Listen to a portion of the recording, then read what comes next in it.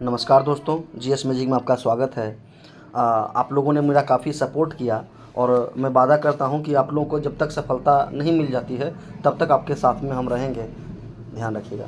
तो कहने का मतलब क्या है, आज जो मैंने आपका टॉपिक लाया है, पर्यावरण का लाया है, उसमें आप देखेंगे आपको पढ़ने के लिए मिलेगा किसके बारे में, तो एनजीटी के बारे में। एनजीटी, तो एनजीटी पूछेगा क्या है, तो एनजीटी एक फास्ट ट्रैक कोर्ट है। पहली बात तो ये एनजीटी क्या है, फास्ट ट्रैक कोर्ट है। इसका फुल फॉर्म होता है नेशनल ग्रीन ट्रिब्यूनल। इसका स्थापना हुआ था, पूछता है डायरेक्ट कि एनजीटी का स्थापना कब हुआ। 18 अक्टूबर 2010 को हुआ था और इसका मुख्यालय पड़ता है नई दिल्ली। ये पर्यावरण से संबंधित जो है काम करता है। मतलब सरकार को कहता है कि भैया ज़्यादा से ज़्यादा पेड़ लगाइए, नहीं करने पर ये बहुत सारे फाइन भी लगाती हैं गवर्नमेंट पर। ठीक है, तो पर्यावरण एनजीटी से 3 4 5 प्रश्न क्या बनेगा। स्थापना कब हुआ था, 18 अक्टूबर 2010 को। मुख्यालय कहाँ है, नई दिल्ली। क्या है, फास्ट ट्रैक कोर्ट है। इसके अभी वर्तमान में जो अध्यक्ष हैं न्यायमूर्ति प्रकाश श्रीवास्तव। क्या बताएंगे, पूछेगा एनजीटी का भी अध्यक्ष कौन है, क्या बताइएगा, प्रकाश श्रीवास्तव। बहुत ही बेहतरीन क्वेश्चन है, याद रखना है। तो वही ये सब लिखा हुआ है एक्सप्लेन फॉर्म में, इसको चाहेंगे तो एक बार आप पढ़ सकते हैं, मैं पीडीएफ का लिंक दे दूँगा। अब दूसरा प्रश्न यहाँ से क्या पूछता है कि यूएनएफसीसी का फुल फॉर्म क्या होता है। बहुत एग्जामिनेशन में पूछा है कि यूएनएफसीसी का फुल फॉर्म क्या होता है। तो United nation framework conservation on climate change, conservation नहीं, कन्वेंशन ऑन क्लाइमेट चेंज।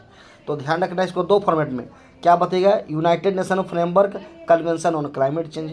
इसको 2 3 बार आप बोलिएगा ना तो याद हो जाएगा। United nation framework convention on climate change. ये एक संस्था है जो पर्यावरण से संबंधित ये काम करता है। ग्रीन हाउस गैसों को स्थिर रखने का ये काम करता है। कई सारे देशों को ये फंडिंग देती है कि आप ग्रीन हाउस गैस को आप कम कीजिए। ये लागू हुआ था 1994 को, 21 मार्च 1994 को।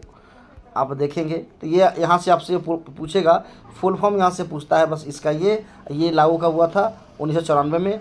पर्यावरण संबंधित ये काम करता है, बस ये ध्यान रखना है। आगे हम बात करेंगे, एनजीटी का फुल फॉर्म भी पूछेगा, नेशनल ग्रीन ट्रिब्यूनल। आप देखेंगे वर्ल्ड लेवल पर एक ऑस्ट्रेलिया है जो ग्रीन आर्मी का गठन किया है पर्यावरण का संरक्षण के लिए। तो पूछेगा विश्व में वह एकमात्र देश कौन है जो ग्रीन आर्मी का गठन किया है, तो आप बताएंगे ऑस्ट्रेलिया है। कौन है, ऑस्ट्रेलिया। ऑस्ट्रेलिया को प्यासी भूमि का देश भी कहा जाता है। ऑस्ट्रेलिया का राजधानी कैनबरा है, जबकि ऑस्ट्रेलिया का राजधानी वियना है। ध्यान रखिएगा। तो अगर पूछेगा ग्रीन आर्मी का गठन कौन किया है, क्या बताएंगे आप, ऑस्ट्रेलिया। इंपॉर्टेंट क्वेश्चन है। अब यहाँ प्रश्न पूछता है कि इको मार्क क्या है। इको मार्क तो जो पर्यावरण के प्रति मैत्रीपूर्ण होते हैं, मतलब पर्यावरण को नुकसान नहीं पहुँचाते हैं, वैसी क्या बोल देंगे उसको दिया जाता है प्रमाण पत्र, उसको बोलते हैं इको मार्क। इको मार्क क्या है, आप बताएंगे ऐसा उत्पाद जो पर्यावरण के प्रति मैत्रीपूर्ण है उसको इको मार्क दिया जाता है। तो ये शुरुआत कब हुआ, 1991 से। तो इको मार्क पूछेगा शुरुआत कब हुआ, 1991 में। इंपॉर्टेंट है, ध्यान रखिएगा। आगे अगर बात करेगा कि विश्व पर्यावरण दिवस, मैंने दिवस वाले टॉपिक में भी मैंने आपको बताया था कि विश्व पर्यावरण दिवस कब मनाते हैं, तो ये 5 जून को मनाते हैं। और ये स्टॉकहोम सम्मेलन हुआ था 1972 में, और 1973 में पहली बार मनाया गया विश्व पर्यावरण दिवस। इंपॉर्टेंट है, ध्यान रखना है। आगे अगर बात करेगा, एक गैर सरकारी संगठन है ग्रीन पीस इंटरनेशनल। ठीक है, तो पूछेगा ग्रीन पीस इंटरनेशनल का मुख्यालय कहाँ है, तो आप बताओगे एम्स्टर्डम नीदरलैंड में पड़ता है, एम्स्टर्डम नीदरलैंड में। आगे हम बात करेंगे, कुछ वर्ड टर्म है जो अक्सर एग्जामिनेशन में आपको देखने को मिलेगा और आप नहीं समझेंगे तो कन्फ्यूजन हो जाएगा। एक पूछेगा आपसे क्या कि पारिस्थितिकी शब्द कौन दिया था। पारिस्थितिकी शब्द इसको बोलते हैं, इकोसिस्टम बोलते हैं पारिस्थितिकी शब्द। तो पारिस्थितिकी शब्द जो दिया था, एक इकोसिस्टम मिलेगा, पारिस्थितिकी तंत्र, तो तंत्र को दिया था ट्रांसले। पूछेगा पारिस्थितिकी तंत्र शब्द कौन दिया है, एजी ट्रांसले। पारिस्थितिकी शब्द कौन दिया, अर्नेस्ट हैकल। लेकिन पूछेगा गहन पारिस्थितिकी कौन दिया था, आर्नीज नेव दिया था, आर्नीज नेव। ठीक है, तो ये ध्यान रखिएगा, आर्नीज नेव के द्वारा दिया गया था। इसको ऐसे लिख सकते हैं, आर्नीज नेज या नेस लोग बोलते हैं, ध्यान रखना है। मतलब तंत्र की बात करेगा ट्रांसले, पर सिर्फ पारिस्थितिकी की बात करेगा यहाँ पर अर्नेस्ट हैकल, और गहन की बात करेगा तो अर्नीज। ऐसे गहन खेती होता है ना, गहन अनाज होता है ना, तो अर्नीज नेज याद रखना है। आगे बात करते हैं, एक ये है जलवायु, ठीक है। जलवायु का सही सूचकांक क्या है, तो प्राकृतिक वनस्पति होता है।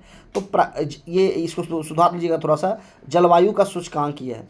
तो जलवायु का सूचकांक जो है वो प्राकृतिक वनस्पति इसीलिए है क्योंकि जहाँ पर ज़्यादा वर्षा होगा तो वहाँ पर क्या होगा, पेड़ पौधे हरे होंगे। आप सुनते होंगे कि बड़े वन पाए जाते हैं, छोटे वन पाए जाते हैं। जहाँ पर वर्षा होगा ही नहीं, रेगिस्तान वाला एरिया में क्या होता है, बालू होता है। तो कहने का मतलब क्या है, जलवायु का सीधा प्रभाव पड़ता है किस पर, पेड़ पौधों पर। इसीलिए कहा गया है जलवायु, पूछेगा आपसे, पूछा हुआ प्रश्न है कि जलवायु का सही सूचकांक क्या है, तो आप बताओगे प्राकृतिक वनस्पति। आगे अगर बात करेंगे, पूछता है कि प्राकृतिक कृषि का अन्वेषक किसे माना जाता है, ये भी बहुत पूछा हुआ प्रश्न है। तो प्राकृतिक कृषि का अन्वेषक मतलब, कहने का मतलब यहाँ पर क्या है, पहले समझिए। प्राकृतिक कृषि अन्वेषक मतलब हुआ कि प्राकृतिक पर रहकर जो खेती करते हैं वो नए नए विचारों से, जैसे हमने ट्रैक्टर के यूज़ किया तो क्या मैंने किया, नई चीज़ों का इस्तेमाल किया, वैज्ञानिक चीज़ों का इस्तेमाल किया। तो प्राकृतिक कृषि में जो नई नई चीज़ों का इस्तेमाल करना, ये किनका मतलब माना जाता है, यह मासानोबु फुकुओका। एक्चुअली जापान का नाम ऐसा होता ही है, मासानोबु फुकुओका। तो पूछेगा, ये पूछा हुआ प्रश्न है कि प्राकृतिक कृषि अन्वेषक किन्हें माना जाता है, तो मासानोबु फुकुओका। तो ये भी प्रश्न पूछा हुआ है, याद रखिएगा। यहाँ पर कहने का तात्पर्य यही है कि खेतों में आपको जो है ना आधुनिक रूप से करना चाहिए, वैज्ञानिक तरीके से करना चाहिए, कम से कम उसमें कीटनाशक का इस्तेमाल करना चाहिए। इसीलिए इनको एक सम्मान के रूप में दिया भी गया है, प्राकृतिक कृषि अन्वेषक के रूप में इन्होंने बढ़ावा दिया। इसीलिए मासानोबु फुकुओका को मतलब इनका मतलब क्या उसको बोलेंगे, उसको प्राकृतिक कृषि अन्वेषक का जन्मदाता बोल देंगे या फिर शुरुआतकर्ता बोल देंगे, ये इन्हीं के द्वारा दिया गया है, ठीक है। आगे अगर बात करेंगे, बड़ा ही प्रसिद्ध पुस्तक रहा है सिविलाइजेशन एंड क्लाइमेट। ये पुस्तक जो है ये है एल्सवर्थ हैटिंगटन, नाम ही थोड़ा सा पटा है, एल्सवर्थ हैटिंगटन याद रखिएगा आप। सिविलाइजेशन एंड क्लाइमेट किसका है, तो हैटिंगटन का है। ये 1915 में प्रकाशन किया गया था, कृषि संबंधित है, इंपॉर्टेंट है, ऐसा प्रश्न पूछा जाता है एग्जामिनेशन में। आगे हम बात करते हैं, जैसे भारतीय वन्यजीव अधिनियम कब आया था। देखो यहाँ पे पूछा है क्या, भारतीय वन्यजीव अधिनियम, तो वन्यजीव 72, और वही 1973 में आया है टाइगर प्रोजेक्ट। 1973 में आया है टाइगर प्रोजेक्ट, और 1973 में टाइगर प्रोजेक्ट आया। 1973 में टाइगर प्रोजेक्ट आया। 1972 में वन्यजीव संरक्षण एक्ट, 1973 में टाइगर प्रोजेक्ट, और 1974 में आया था, पता है क्या, जल प्रदूषण रोकथाम एक्ट। तो पूछेगा जल प्रदूषण रोकथाम एक्ट कब आया था, 1974 में। तो 73 में टाइगर प्रोजेक्ट, 74 में जल प्रदूषण रोकथाम एक्ट। वन संरक्षण एक्ट की बात करेगा 1980 में, वन संरक्षण एक्ट 1980 में, और पर्यावरण संरक्षण एक्ट 1986 में। बहुत प्रश्न पूछा जाता है ये सब पर्यावरण से रिलेटेड, इसको ध्यान में रखिएगा। आगे देखिए, इसको तो मैं पहले ही बता चुका हूँ कि पर्यावरण दिवस मनाते हैं कब, 5 जून को। और स्टॉकहोम सम्मेलन जो 1972 में हुआ था, तो वन्यजीव संरक्षण एक्ट भी 1972 में ही आया था। इको मार्क कब दिया गया था, तो 1991 में दिया गया था, पर्यावरण का जो मैत्री होता है। ग्रीन पीस इंटरनेशनल का मुख्यालय कहाँ है, तो नीदरलैंड है। यहाँ से मैंने बताया था पारिस्थितिकी शब्द किसने गढ़ा था, तो अर्नेस्ट हैकल ने। और मैंने बोला था तंत्र में, तो टांसले, और गहन पारिस्थितिकी का सर्वप्रथम किसने दिया था, तो अर्नीज नेस ने, याद रखना है। प्राकृतिक का अन्वेषक, यही मैंने बोला भी था, मासानोबु फुकुओका जापान के हैं। और सिविलाइजेशन एंड क्लाइमेट, वो टिंगटन कुछ था, तो हटिंगटन। इंपॉर्टेंट प्रश्न है, इसको इग्नोर मत कीजिएगा, 1-2 बार देखिएगा, आपको याद हो जाएगा। आगे देख लेते हैं, आपने पढ़ा होगा कि पारा के बारे में। पारा को हम लोग क्यूब सिल्वर के भी नाम से जानते हैं, थर्मामीटर में इस्तेमाल किया जाता है पारा का। तो कहने का मतलब, पारा से अगर मान लो गलती से हम ले लेते हैं तो क्या होता है, मिनीमाता रोग हो जाता है, ठीक है, मिनीमाता रोग। तो पूछता है मिनीमाता किसके कारण होता है, तब बताओगे पारा के कारण। कैडमियम के कारण क्या होता है, इटाई रोग होता है, ठीक है, तो ध्यान रखना है। नाइट्रेट क्या है, ब्लू बेबी सिंड्रोम, इसे बीमारी का नाम है ब्लू बेबी सिंड्रोम। तो पूछेगा नाइट्रेट से क्या होता है, तो ब्लू बेबी सिंड्रोम बीमारी हो जाता है। और फ्लोराइड से क्या होता है, फ्लोरोसिस बीमारी होता है, ये दांत का बीमारी है, ठीक है, इसको आप ध्यान रखिएगा। आगे अगर बात करेंगे, जैसे आपने पढ़ा होगा कि बिहार दिवस मनाते हैं 22 मार्च को, 22 मार्च को बिहार दिवस अब मनाते हैं। और साथ में मैंने ये भी बताया था कि 22 मार्च को बिहार दिवस तो मनाते ही हैं, साथ में विश्व जल दिवस भी मनाते हैं। तो बिहार दिवस मनाने की परंपरा शुरुआत हुआ 2010 से, नीतीश कुमार जी का दिन है। और पहली बार जो विश्व जल दिवस मनाया गया, ये एक्चुअली यहाँ पर जल होना चाहिए था, इसको सुधार लीजिएगा, विश्व जल दिवस। तो पहली बार जो विश्व जल दिवस मनाया गया था, ये मनाया गया था 1993 में। तो पूछ सकता है आपसे कि पहली बार बिहार दिवस कब मनाया गया, 2010 में। तो विश्व जल दिवस पहली बार कब मनाया गया, तो 1993 में। इसको सुधार लेंगे आप, जल कर लीजिएगा।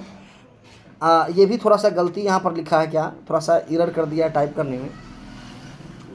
ये आपका क्या हो जाएगा पता है, ये आपका हो जाएगा बोरलोग पुरस्कार, ठीक है। तो बोरलोग पुरस्कार जो दिया जाता है कृषि एवं पर्यावरण में दिया जाता है, इसको भी सुधार लीजिएगा, कर लीजिएगा इसको क्या, बोरलोग पुरस्कार। बोरलोग पुरस्कार किस क्षेत्र में दिया जाता है, पर्यावरण, कृषि एवं पर्यावरण के क्षेत्र में। ग्लोबल 500 भी दिया जाता है पर्यावरण संरक्षण के लिए, और टाइलर पुरस्कार भी दिए जाते हैं पर्यावरण के लिए। तो कई बार पूछता है कि पर्यावरण के लिए कौन कौन से पुरस्कार दिए जाते हैं, ये आपका बोरलोग हो जाएगा, ग्लोबल 500 हो जाएगा, टाइलर पुरस्कार हो जाएगा, ये सब पर्यावरण के लिए दिए जाते हैं, इसको ध्यान रखना। आगे हम जिक्र करेंगे क्या, जैसे यहाँ पर फिर मैंने पर्यावरण संरक्षण एक्ट 1972 मैंने बोला भी था। जैव विविधता, जिसे जैव विविधता दिवस मनाते हैं किस तारीख को, 22 मई को, 22 मई को मनाते हैं जैव विविधता दिवस। और जैव विविधता एक्ट आया था 2002 में, ठीक है। जैव विविधता का मुख्यालय कहाँ पर है, तो आपका है चेन्नई में, ठीक है। पूछेगा जैव विविधता दिवस कब मनाते हैं, 22 मई को। जैव विविधता एक्ट का कब आया था, 2002 में, मुख्यालय कहाँ है, तो चेन्नई। वन संरक्षण अधिनियम कब आया था, 1980 में। पर्यावरण 86 में पहले बता चुका हूँ। अब देखिए पूछता है मीथेन के बारे में। मीथेन, इसका सूत्र होता है CH4। CH4 को मीथेन बोलते हैं। तो यहाँ पर ना, जिसे आप पढ़ते हैं कि LPG में मुख्य घटक कौन सा गैस होता है, तो LPG में होता है ब्यूटेन। तो CNG में यहाँ होता है लिक्विफाइड पेट्रोलियम गैस। तो CNG का फुल फॉर्म क्या होता है, कॉम्प्रेस्ड नेचुरल गैस। तो CNG का जो मुख्य घटक है वो भी क्या है, मीथेन ही है, मीथेन है, ध्यान रखना है। CNG का मुख्य घटक क्या है, मीथेन है। आप देखेंगे क्या कि कोयला का जो खदान होता है, पालतू पशु जब ज्वाली करता है, जब मुँह चलाता है, तो कौन सा गैस निकलता है, तो मीथेन निकलता है। धान की खेती से, यहाँ पर ना धान का खेती होना चाहिए था कि धान का जो खेत से कौन सा गैस निकलता है, तो मीथेन निकलता है। ये भी प्रश्न आप थोड़ा सा ध्यान रखिएगा, ठीक है। ये सब प्रश्न पूछे जाते हैं। आप कार्बन डाइऑक्साइड के बारे में बात करेंगे, तो हमारे पृथ्वी पर जो कार्बन डाइऑक्साइड है, CO2 है, वो 0.03% है, ध्यान रखना है। और कार्बन डाइऑक्साइड ऐसा गैस है जो धरती पर हानिकारक भी है और लाभदायक है, दोनों है। मतलब पूछेगा वह कौन सा गैस धरती पर है जो कि हानिकारक भी है, लाभदायक भी है, तो क्या बताएंगे, कार्बन डाइऑक्साइड। कितना परसेंट है, 0.03%। बहुत इंपॉर्टेंट क्वेश्चन है। अब देखिए ग्रीन हाउस के बारे में बात करेंगे, तो ग्रीन को फोड़ दो, जोसेफ फॉरियर, ठीक है। ग्रीन हाउस गैस की संकल्पना कौन किया था, क्या बताएगा, जोसेफ फॉरियर। जोसेफ फॉरियर, ये तो मैंने पहले ही बता दिया था, थोड़ा क्लियर देख लीजिए। पारा के कारण क्या होता है, मिनीमाता रोग होता है। कैडमियम के कारण इटाइटाई रोग होता है। नाइट्रेट के कारण बुलबुली सिंड्रोम होता है। फ्लोराइड के कारण फ्लोरोसिस हो जाता है। विश्व जल दिवस, यहाँ पे जल दिवस पहली बार कब मनाया गया था, 22 मार्च 1993 को, जो कि बिहार दिवस 2010 को। इंपॉर्टेंट है यार, ये सब तो मैं पहले बता चुका हूँ। टाइलर पुरस्कार, ये बोरलोग होगा, बोरलोग पुरस्कार, ये सब पर्यावरण के क्षेत्र के लिए दिया जाता है, ठीक है। और ये आपका CO2 जो क्या है, हमारे पृथ्वी के लिए हानिकारक भी है और लाभदायक भी। आगे बात करते हैं। हाँ, ये सब तो हो चुका है। यहाँ पर एक छोटा आपका कौन सा है देख लीजिए। जैसे अगर आपसे पूछता क्या है, मैंने वन जीव एक्ट 1972 बता दिया था। 73 देखिए टाइगर प्रोजेक्ट हो गया। 74 हो गया जल प्रदूषण रोकथाम हो गया। वन संरक्षण एक्ट 1980 हो गया। वायु प्रदूषण 1981 1981, मतलब वन के बाद है वायु संरक्षण एक्ट 1980 है और वायु प्रदूषण एक्ट 1981 है। पर्यावरण 86 में पहले बता चुका हूँ। यहाँ पर एक और प्रश्न है प्रोजेक्ट एलिफेंट के बारे में, ठीक है। That is very important question, project elephant. देखिए हाथी को विरासत पशु घोषित किया गया है 2010 को। बिहार दिवस भी 2010 को, NGT की भी स्थापना 2010 है, देख लीजिए। तो प्रोजेक्ट एलिफेंट जो है, ऐसे हाथी दिवस 12 अगस्त को मनाते हैं। तो कहने का मतलब प्रोजेक्ट एलिफेंट 1992, प्रोजेक्ट एलिफेंट जो आया है कब आया, 1992 में। लेकिन हाथी को विरासत पशु कब घोषित किया गया, 2010 में। बहुत पूछा जाता है। और हाथी में गुणसूत्र होता है 56, ये भी थोड़ा ध्यान रखिएगा। आगे बात करते हैं। ये सब तो एक संस्था है UNEP। कौन सी संस्था है? UNEP। ये आपको दिखाई दे रहा होगा, यूनाइटेड नेशन इन्वायरमेंट प्रोग्राम। तो UNEP का मुख्यालय पूछेगा तो राजधानी कहाँ, मतलब मुख्यालय कहाँ है? तो केन्या की राजधानी है नैरोबी। तो पूछेगा UNEP का मुख्यालय, पर्यावरण संबंधित ये सब संस्था है, तो UNEP का मुख्यालय कहाँ है? नैरोबी में। कहाँ पड़ता है? किस देश में? केन्या में। केन्या की राजधानी कहाँ है? नैरोबी। ध्यान रखना है।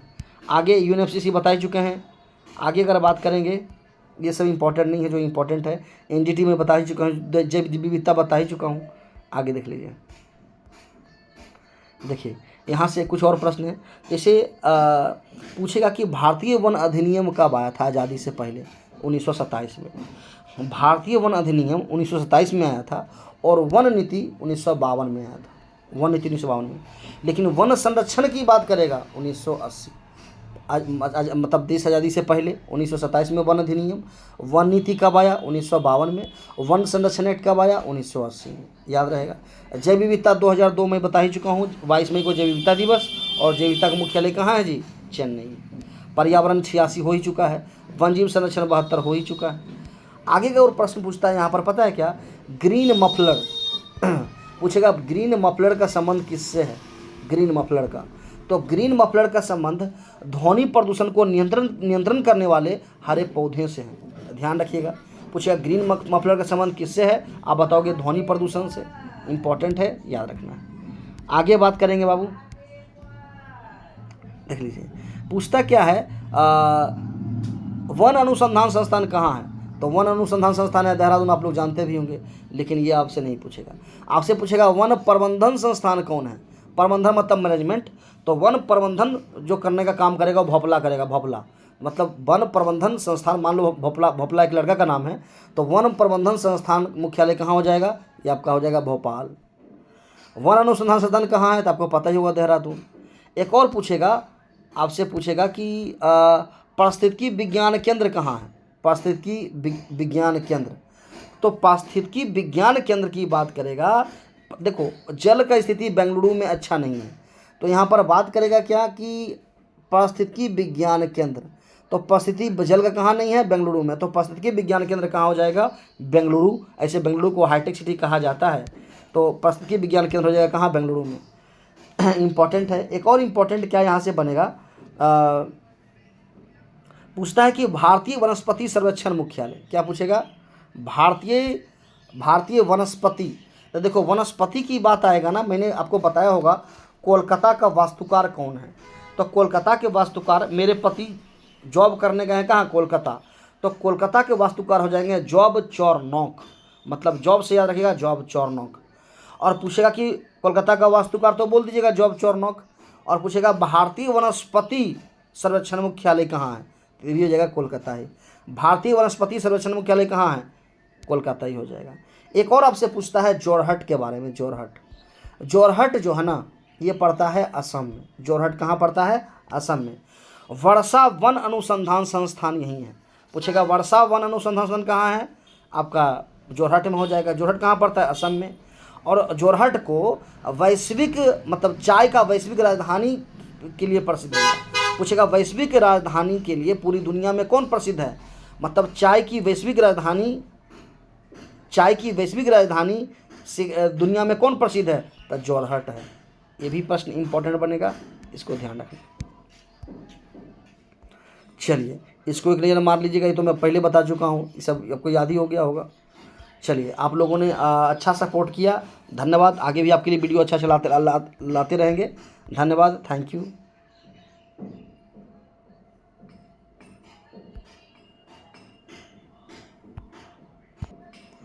आप लोग कमेंट के माध्यम से ज़रूर बताइएगा कि हमारा सेशन कैसा लगा, ठीक है, ताकि आपको लिए और बढ़िया काम कर सकूं। Thank you.